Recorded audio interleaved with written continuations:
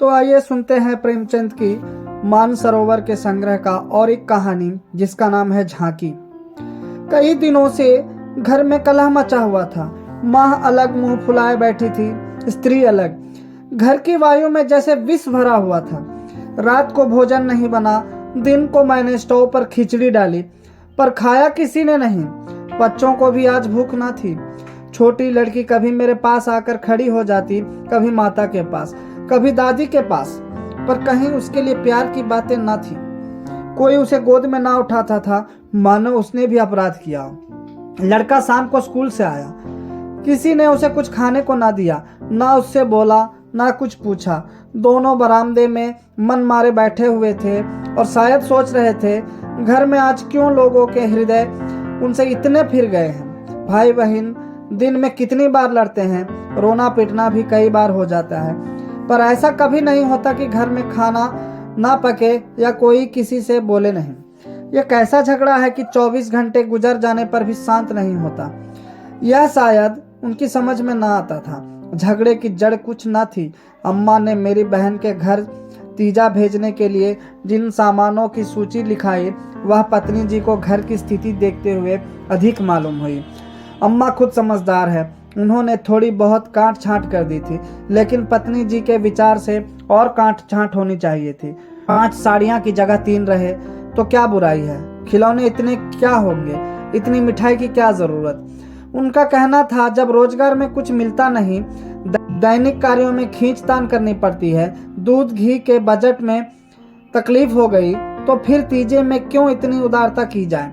पहले घर में दिया जलाकर तब मस्जिद में जलाते हैं, यह नहीं कि मस्जिद में तो दिया जला दे और घर अंधेरा पड़ा रहे। इसी बात पर सास बहू में तकरार हो गई। फिर सांखें फूट निकली। बात कहां से कहां जा पहुंची। गड़े हुए मुर्दे उखाड़े गए। अनयोक्तियों की बारी आई।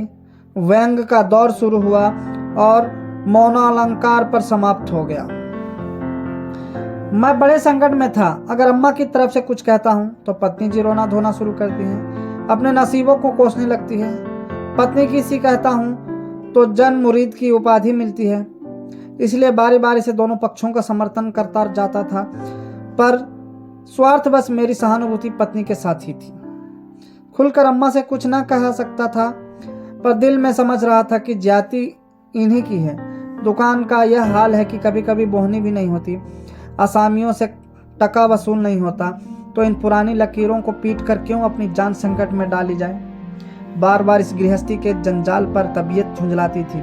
घर में 3 तो प्राणी हैं और उनमें भी प्रेम भाव नहीं। ऐसी गृहस्थी में तो आग लगा देनी चाहिए। कभी कभी ऐसी सनक सवार हो जाती थी कि सबको छोड़ छाड़ कर कहीं भाग जाऊं। जब अपने सिर पड़ेगा तब इनको होश आएगा, तब मालूम होगा कि गृहस्थी कैसी चलती है। क्या जानता था कि यह विपत्ति झेलनी पड़ेगी। नहीं विवाह का नाम ही ना लेता।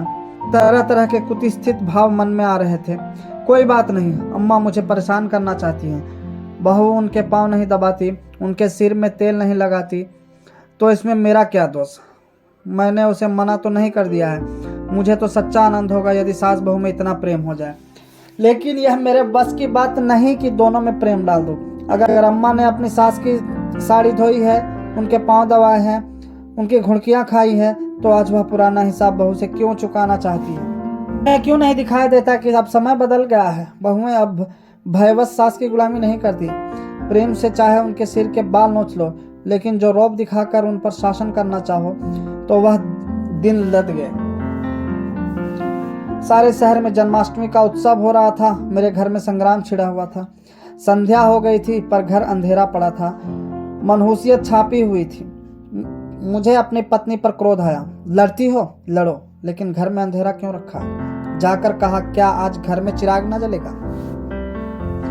पत्नी ने मुंह फुलाकर कहा, जला क्यों नहीं लेते, तुम्हारे हाथ नहीं है। मेरी देह में आग लग गई है। बोला, तो क्या जब तुम्हारे चरण नहीं आए थे तब घर में चिराग न जलते थे। अम्मा ने आग को हवा दी। नहीं, तब सब लोग अंधेरे में ही पड़े रहते थे। पत्नी जी को अम्मा की इस टिप्पणी ने जामे के बाहर कर दिया। बोली, जलाते होंगे मिट्टी की कुप्पी, लालटेन तो मैंने नहीं देखी। मुझे इस घर में आए 10 साल हो गए हैं। मैंने डांटा, अच्छा चुप रहो, बहुत बढ़ो नहीं। ओहो, तुम तो ऐसा डांट रहे हो जैसे मुझे मोल लाए हो। मैं कहता हूँ चुप रहो। क्यों चुप रहूं? अगर एक कहोगे तो दो सुनोगे। इसी का नाम पतिव्रत है। इसी का नाम पतिव्रत है। जैसा मुंह होता है वैसे ही बीड़े मिलते हैं। मैं परास्त होकर बाहर चला गया और अंधेरी कोठरी में बैठा हुआ उस मनहूस घड़ी को कोसने लगा जब इस कुलक्षणी से मेरा विवाह हुआ था। इस अंधकार में भी 10 साल का जीवन सिनेमा चित्रों की भांति मेरे नेत्रों के सामने दौड़ गया। उसमें कहीं प्रकाश की झलक न थी, कहीं स्नेह की मृदुता न थी। सहसा मेरे मित्र पंडित जयदेव जी ने द्वार पर पुकारा, अरे आज ये अंधेरा क्यों कर रखा है जी? कुछ सोचता ही नहीं। कहाँ हो? मैंने कोई जवाब न दिया। सोचा यह आज कहाँ से आकर सिर पर सवार हो गए। जयदेव ने फिर पुकारा, अरे कहाँ हो भाई? बोलते क्यों नहीं? कोई घर में है या नहीं? कहीं से कोई जवाब न मिला। जयदेव ने द्वार को इतनी जोर से झंझोड़ा कि मुझे भय हुआ कहीं दरवाजा चौखट बाजू समेत गिर न पड़े। फिर भी मैं बोला नहीं। उनका आना खल रहा था। जयदेव चले गए। मैंने आराम की सांस ली। 12 शैतान टला, नहीं घंटों सिर खाता, मगर 5 ही मिनट में फिर किसी के पैरों की आहट मिली और अब की टॉर्च के तीव्र प्रकाश से मेरा सारा कमरा भर उठा। जयदेव ने मुझे बैठ देखकर कुतूहल से पूछा, तुम कहाँ गए थे जी? घंटों चीखा, किसी ने जवाब तक न दिया। यह आज क्या मामला है? चिराग क्यों नहीं जले? मैंने बहाना किया, क्या जाने मेरे सिर में दर्द था। दुकान से आकर लेटे तो नींद आ गई और सोए तो घोड़ा बेचकर मुर्दों से शर्त लगाकर। हाँ यार, नींद आ गई। मगर घर में चिराग तो जलना चाहिए था, या उसका रिट्रेचमेंट कर दिया। आज घर में लोग व्रत से हैं, हाथ ना खाली होगा। खैर चलो, कहीं झांकी देखने चलते हो। सेठ घुरेमल के मंदिर में ऐसी झांकी बनी है कि देखते ही बनता है। ऐसे ऐसे शीशे और बिजली के सामान सजाए हैं कि आंखें झपक उठती है। सिंहासन से ठीक सामने ऐसा फव्वारा लगाया है कि उसमें से गुलाब जल की फुहारें निकलती है। मेरा तो चोला मस्त हो गया। सीधे तुम्हारे पास दौड़ा चला आ रहा हूँ। बहुत झांकियां देखी होंगी तुमने, लेकिन यह और ही चीज है। आलम फटा पड़ता है। सुनते हैं दिल्ली से कोई चतुर कारीगर आया है, उसी की यह करामत है। मैंने उदासीन भाव से कहा, मेरी तो जाने की इच्छा नहीं है भाई, सिर में जोर का दर्द है। तब तो जरूर चलो, दर्द भाग न जाए तो कहना। तुम तो यार बहुत जिद करते हो। इसी मारे मैं चुपचाप पड़ा था कि किसी तरह यह बला टले, लेकिन तुम सिर पर सवार हो गए। कह दिया मैं नहीं जाऊंगा, और मैंने कह दिया मैं जरूर ले जाऊंगा। मुझ पर विजय पाने का मेरे मित्र को बहुत आसान नुस्खा याद है। तो हाथापाई, धींगा मुश्ती, धौल धप्पे में किसी से पीछे रहने वाला नहीं हूँ, लेकिन किसी ने मुझे गुदगुदाया और परास्त हुआ। फिर मेरी कुछ नहीं चलती। मैं हाथ जोड़ने लगता हूँ, गिगियाने लगता हूँ और कभी कभी रोने भी लगता हूँ। जयदेव ने वही नुस्खा आजमाया और उसकी जीत हो गई। संधि की वही शर्त ठहरी कि मैं चुपके से झांकी देखने चला चलूं। सेठ घूरेलाल उन आदमियों में है जिनका प्रातः को नाम ले लो तो दिन भर भोजन ना मिले। उनके मक्खी चूस पने की सैकड़ों ही दंत कथाएं नगर में प्रचलित हैं। कहते हैं एक बार मारवाड़ का एक भिखारी उनके द्वार पर डट गया कि भिक्षा लेकर ही जाऊंगा। सेठ जी भी अड़ गए कि भिक्षा ना दूंगा, चाहे कुछ भी हो। मारवाड़ी उन्हीं के देश का था। कुछ देर तो उनके पूर्वजों का बखान करता रहा, फिर उनकी निंदा करने लगा। अंत में द्वार पर लेट रहा। सेठ जी ने रत्ती भर परवाह न की। भिक्षुक भी अपनी धुन का पक्का था। सारा दिन द्वार पर बेदाना पानी पड़ा रहा और अंत में वहीं मर गया। तब सेठ जी पसीजे और उसकी क्रिया इतनी धूमधाम से की कि बहुत कम किसी ने की होगी। भिक्षुक का सत्याग्रह सेठ जी के लिए वरदान हो गया। उनके अंतःकरण में भक्ति का जैसे स्रोत खुल गया। अपनी सारी संपत्ति धर्मार्थ अर्पण कर दी। हम लोग ठाकुरद्वारे में पहुंचे तो दर्शकों की भीड़ लगी हुई थी। कंधे से कंधा छिलता था। आने और जाने के मार्ग अलग थे, फिर भी हमें आधे घंटे के बाद भीतर जाने का अवसर मिला। जयदेव सजावट देख देख कर लोटपोट हुए जाते थे, पर मुझे ऐसा मालूम होता था कि इन बनावट और सजावट के मेले में कृष्ण की आत्मा कहीं खो गई है। उनके वह रत्न जटित बिजली से जगमगाती मूर्ति देखकर मेरे मन में ग्लानि उत्पन्न हुई।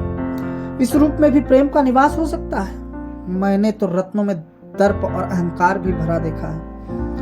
मुझे इस वक्त यही याद न रही कि यह एक करोड़पति सेठ का मंदिर है और धनी मनुष्य धन में लौटने वाले ईश्वर की ही कल्पना कर सकता है। धनी ईश्वर में ही उसकी श्रद्धा हो सकती है, जिसके पास धन नहीं वह उसकी दया का पात्र हो सकता है, श्रद्धा का कदापि नहीं। मंदिर में जयदेव को सभी जानते हैं, उन्हें तो सभी जगह सभी जानते हैं। मंदिर के आंगन में संगीत मंडली बैठी हुई थी। केलकर जी अपने गंधर्व विद्यालय के शिष्यों के साथ तंबूरा लिए बैठे थे। पखावज, सितार, सरोद, वीणा और जाने कौन कौन बाजे जिनके नाम भी मैं नहीं जानता, उनके शिष्यों के पास थे। कोई गीत बजाने की तैयारी हो रही थी। जयदेव को देखते ही केलकर जी ने पुकारा। मैं भी तुफैल में जा बैठा। एक क्षण में गीत शुरू हुआ, समा बंध गया। जहां इतना शोरगुल था कि तोप की आवाज भी ना सुनाई देती, वहां जैसे माधुर्य के उस प्रवाह ने सब किसी को अपने में डुबा लिया। जो यहाँ था वही मंत्रमुग्ध सा खड़ा था। मेरी कल्पना कभी इतनी सचित्र और सजीव न थी। मेरे सामने न वह बिजली की चकाचौंध थी, न वह रत्नों की जगमगाहट, न वह भौतिक विभूतियों का समारोह। मेरे सामने वही यमुना का तट था, गुल्म लताओं का घूंघट मुंह पर डाले हुए।